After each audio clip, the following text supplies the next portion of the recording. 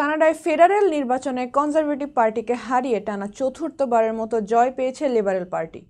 এর মধ্য দিয়ে আবারও প্রধানমন্ত্রী হচ্ছেন মার্ক কার্নি। স্থানীয় সময় সোমবার ভোট প্রদানের পর ভোট গণনা শেষে ফলাফল জানা গেছে।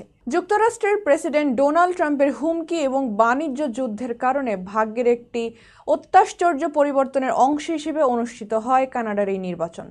তাই দেশটির শীর্ষ নেতাকে অবশ্যই মার্কিন শুল্ক এবং জীবনযাত্রার উচ্চ ব্যয় মোকাবেলা করতে হবে। এই চ্যালেঞ্জ মোকাবেলা করার প্রতিশ্রুতি দিয়ে যুক্তরাষ্ট্রকে হুঁশিয়ারি দিয়েছেন কার্নি। মার্ক কার্নি একজন অর্থনীতিবিদ এবং ব্যাংকার, যিনি ট্রাম্পের হুমকির মুখে কানাডার জন্য চ্যাম্পিয়ন হিসেবে নিজেকে অধিষ্ঠিত করেছিলেন।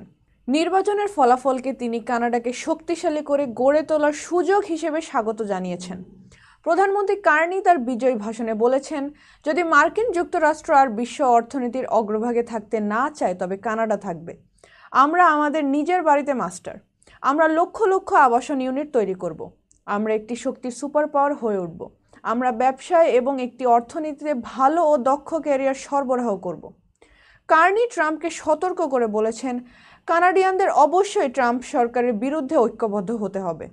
যুক্তরাষ্ট্র আমাদের জমি, আমাদের সম্পদ, আমাদের পানি ও আমাদের দেশ চায়। এগুলো নিষ্ক্রিয় হুমকি নয়।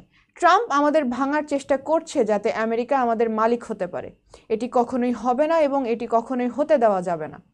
যুক্তরাষ্ট্রের সঙ্গে কানাডার সম্পর্কের বিষয়ে তিনি বলেন, আমেরিকার সঙ্গে আমাদের পুরনো সম্পর্ক, কিন্তু এখন সেই সম্পর্ক শেষ হয়েছে।